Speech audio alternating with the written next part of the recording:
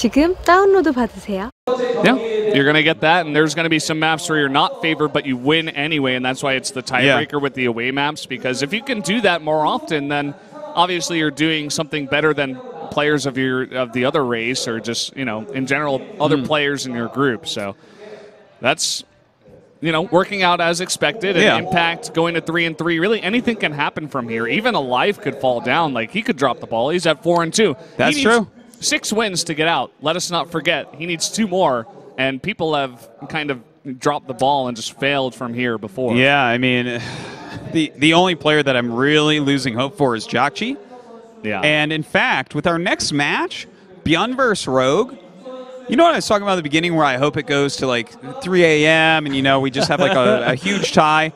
If Rogue beats ByuN, the playing field has become so much more equal. Yeah, because then we'll have 2 players at 3-3 and 2 at 4-2. And one at 3-2. So everybody's really just there. Yeah, they're all within like a win or so. All of each 5 other. players. A win or a loss, yeah. There you go. All right, this is ByuN's home map, Ruins of Endion. Yeah, he's facing a Zerg. He beat Rogue on Rogue's map before, on you know, ByuN's away map there. So, and that was on Frost. So on Ruins of Endion, I would expect him to take this win. But Rogue, even in his last game, you know, he's showing signs of coming back and just getting a bit more comfortable in this group. Yeah. So let's not count him out just yet. He has definitely started to play better than what it looked like in the beginning of the day, so that's good. And while you and I were kind of sitting around waiting for it to start again, he and Impact were the only 2 in the booths. Like, they were actually sitting in there, like, playing, practicing, doing whatever. Other players, they were taking breaks. They were going and getting food. Not these guys. No. They, the 2 Zergs, they're powering it through. And as you said, both of them 2-3, they really needed to, you know, practice a bit and be prepared for the second half. Well, they've got to win a ton of games from here on out if they want to be in the SSL. It is time, Valdez. Going into Ruins of Endion for another TVZ, a very popular map choice for Terrans up against Zergs. Let's see if ByuN can win it out against Rogue.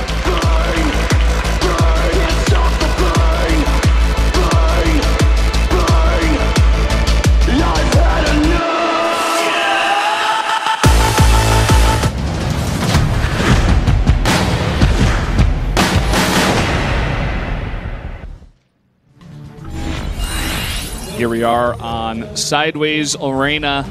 Down in the bottom left in the red, the Terran player. It is ByuN. Wouldn't this be vertical arena? Yeah, that works too, actually. All but right. it is arena flipped on its side if you know, if you're looking. Yeah. I suppose. Down here in the bottom right, it's Rogue. Everybody knows him. He's a Zerg player. Yep. Not too much new going on. No, these intros. Not too much. By game number 26, I'm like, do I even have to say this anymore? You guys know who it is. Like, guys, there's 2 StarCraft players, whatever. They're nerds, they're dorks. We're watching StarCraft. Deal with it. All right. Kind of an aggressive opening, perhaps, from Rogue. Can't say for sure. It could be defensive as well. But that is a gas and pull before the hatch. This is, yeah, if it is defensive, he's going to be ultra safe against any kind of aggressive build that the Terran does. Like 3 Racks Reaper. It is ByuN, so, you know, that's something that he could be thinking about here. Yeah, it definitely could be, but it doesn't look like it is. You know, I think macro games here are pretty good for Terran anyways, just because denying that 4th base against Zerg is pretty easy while harassing, and obviously you can kill those rocks and just feel safe.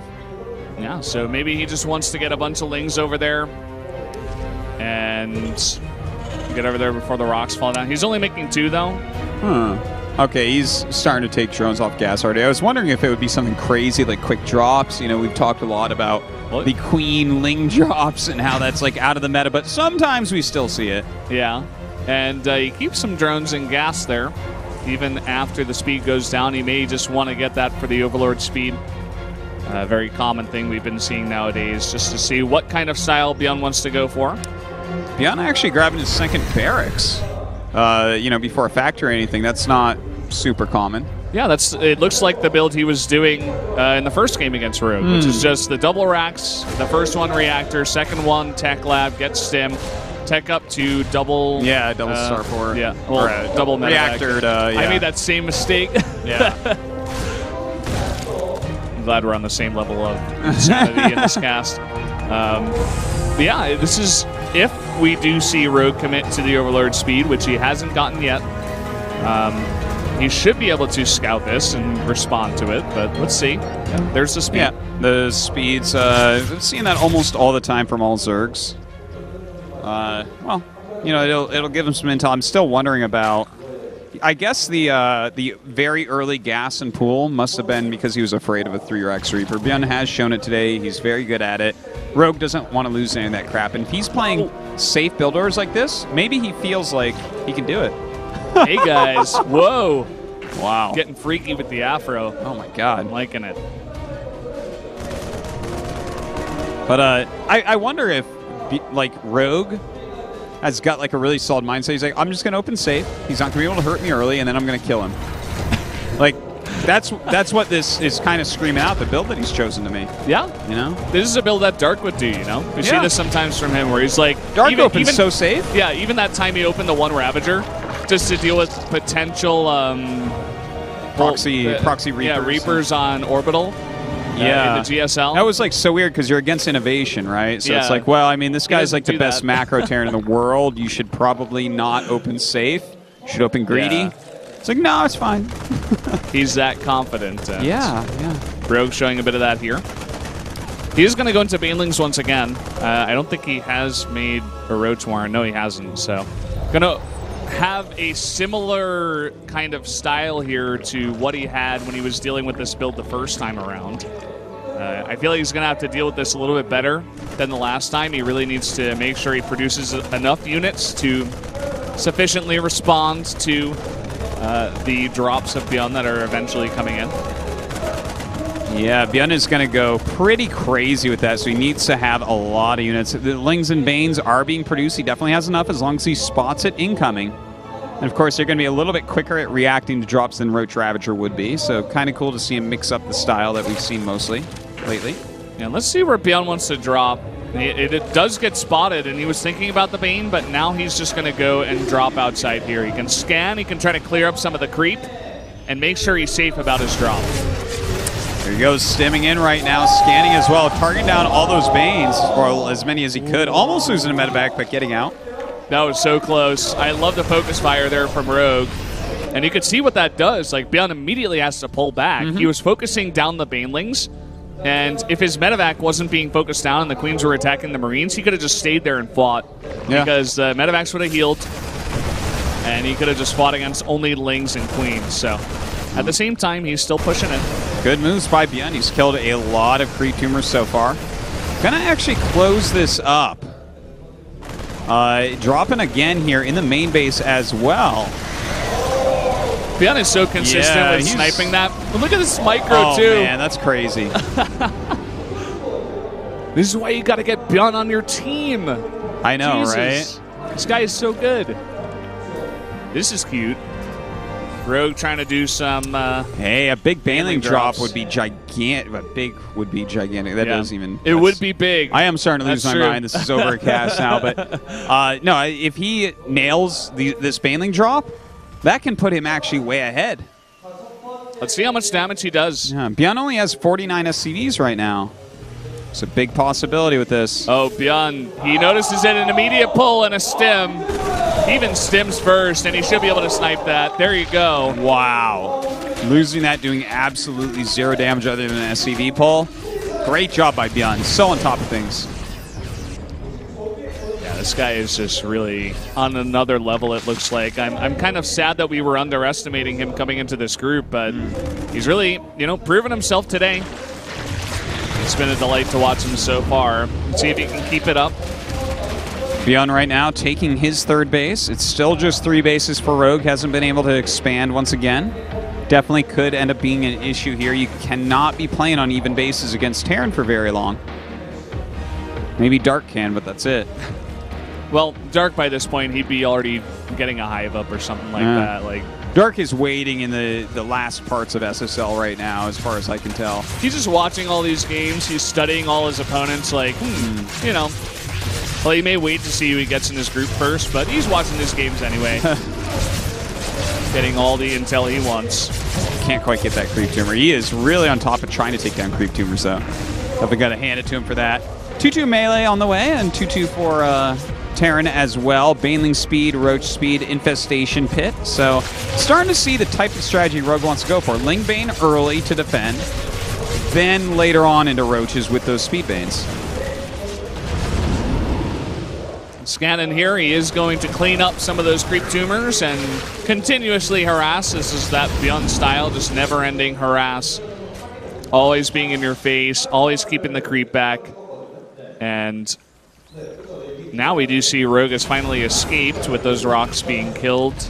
Let's see what he wants to do with that. It looks like he's heading towards the third base rocks. Going to try to break that down. I got to point something out, Valdez. Like, something that really irks me about just Zerg players in general, not the race, but the actual people who choose to play the race. It is so rare that you see them using Overlords to drop creep in their own bases. Rogue is actually doing that a lot all over the place, I've noticed. Is he really? Yeah, and that's like a Zerg after my own heart right there. Like, why the hell wouldn't you do that? And he's got some, he's got one like on the left side of his main. He's got some just connecting some areas. I saw a bunch of Overlords just randomly dropping creep, and I love it. I love it. Yeah, I mean, Zergs, you need to do that more often. Select all the Overlords and just make them drop creep, right? Hockey's G, guys. It's not that hard to set it up. It's all about getting them into position to where it matters. That is the hard part. So. Well, we see Rogue now. Now that he's taken the space, he wants to open up this path so no, tank shenanigans or any kind of drops can come down there where ByuN can just drop back. So, going to open up this path too. You know what? This game looks a little bit different from what we've seen from ByuN. ByuN has kind of been smashing people, but so far this game, while he's doing well, he's not really dealing that much damage to Rogue. Yeah, he's slowing down a third, a little, pick off a few units here and there. It's not really that much damage, though. Yeah, I was surprised that he didn't commit more, actually, and that now that it's kind of transitioned rather into a bit of a macro game, that he's not, trying to take a fourth base and macro up here. Now he wants to swing the hammer, and these units are out of position. That's so much bio. He's just going to focus down that hatchery. The infestors are here, but we don't see any fungals going off. Maybe not enough energy right there. Picks off that fourth base, such a big deal. Trying to drop into the third, but that's cleaned up very quickly. Well, he's going to drop in here, immediately picks up as he sees there is everything in position. But yeah, taking out that fourth base is really nice. A nice bit of momentum he's got there. Where, Rogue, where is he going to take his fourth base now? Is he going to try to the north, or does he try to remake it there, or... Not sure what he does. He's been on 3 bases mining for a very long time. Yeah, that's very, very rough, but at least he's getting his Ultralisks very quickly. He's got to be careful, though, because if he's on 3-base economy, like, for instance, those Lings that we just saw run in, he can't be losing those. If you're going to 3-base Ultra, you have to be careful not to hemorrhage units, because you're just not going to have enough money to make enough units to be with your Ultras, because Ultras alone suck. Yeah, you need other stuff. You need to lock down the units with Infestors. Surround them with Lings, perhaps, something like that. Ravagers in the back doing some damage while they kite.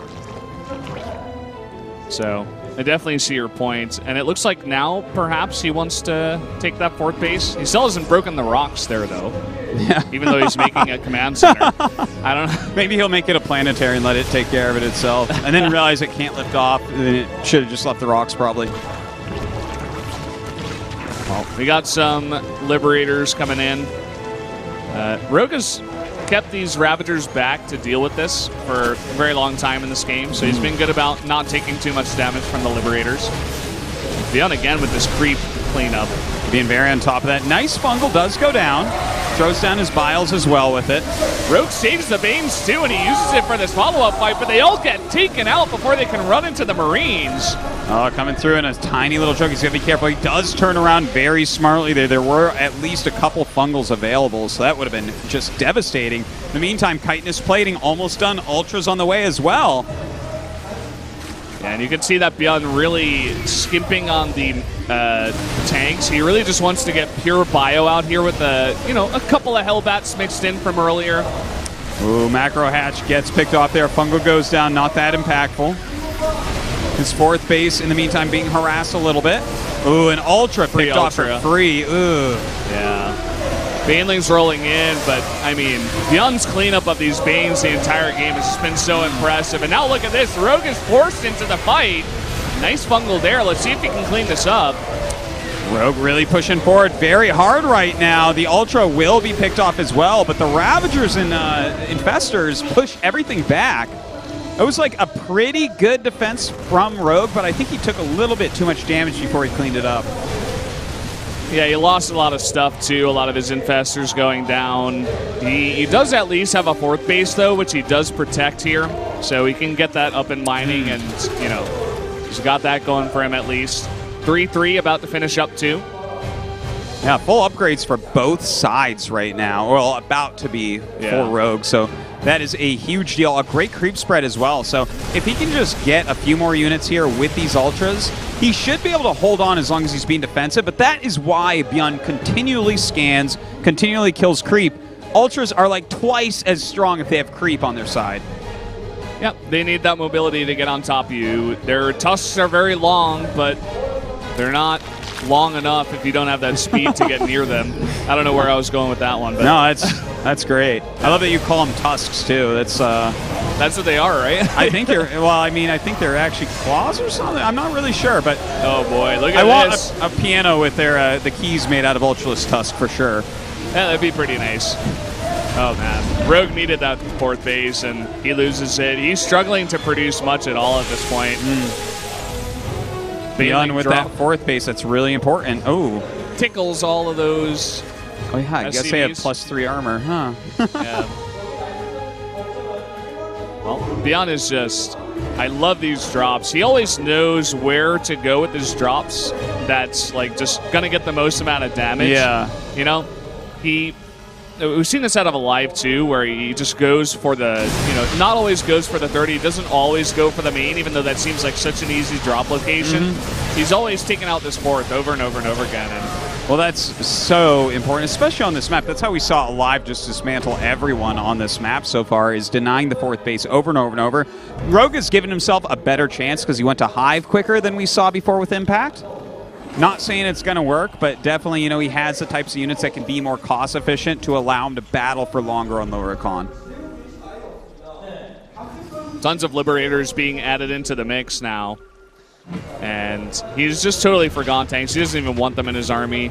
Just going to rely on the Liberators. Even with how many Ravagers are in the mix here for Rogue, he still doesn't care, just making mass Liberators behind this, 4 at a time, 3 at a time. Now he's adding in Ghosts to deal with the Ultras. Ooh, yeah, and even an EMP going down on Infestors could be useful as well if they're all clumped up. So I like that Ghost choice a lot, actually. It can be hard to micro, though. Snipes get interrupted by Fungal, let's not forget. That's very true. Let's see how ByuN wants to engage this. I think he also feels like he's got the advantage for sure, denying the 4th base this many times.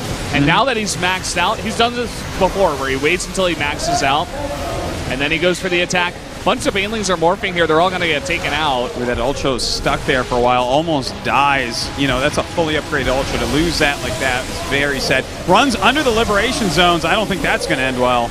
No, he's trying to get in there and get those Corrosive Biles to land, but in the meantime, he's losing so many of his units. And a bunch of Liberators still alive here, trying to kite off the creep. Now you can see how much less effective those Ultralisks become. They're both so low. So painful to see those Ultralisks go down like that. Those are such expensive units. They're so important. If Rogue's going to win this, he needs to build that Ultralisk count, but instead, ByuN is picking them off at every single turn, and with these Ghosts coming out, it's only going to get worse. Yeah, I'm kind of surprised that you know, they only come in here. I would love to see Terrans add this in, you know, more and more often. They just seem so good against this composition in general, just with all the abilities they have. But nice to see him adding it in. And pretty consistent with the Liberator harass, too. He always just keeps Rogue active. And there we go, EMP's coming down. Ooh, a really big deal. Runs to Liberation Zones as well. In fact, bombs himself a little bit with those Corrosive Biles. The Ultra's trying to close. He needs to pull those back, though. He's just going to lose them. They just go down. He's too good. He fought all the way off this creep. Corrosive Bile's not going to be enough. And now he's got Ling Ravager. We're back to minute number 9. Yeah. And that's about all he's got for his army. No, that game is pretty much done after that. Like, just ByuN played a really solid game. The thing is, Rogue really did too. This is a very tough map for Zerg versus Terran, but I think he fought in a very smart way and kept himself as a contender in the match till the end. Yeah.